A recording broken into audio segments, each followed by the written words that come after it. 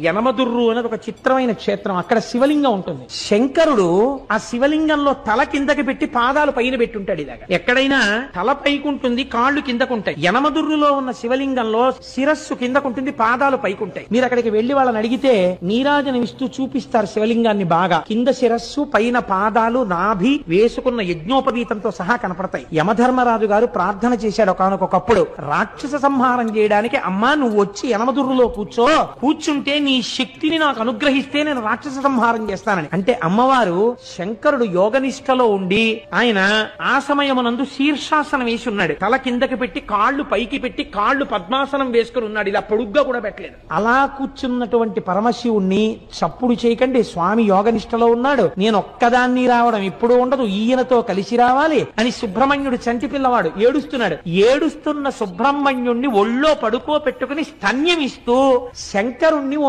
చిక్కం లాంటి దాంట్లో పెట్టుకుని ఎత్తి పట్టుకొచ్చేసింది ఆవిడ శక్తి స్వరూపం.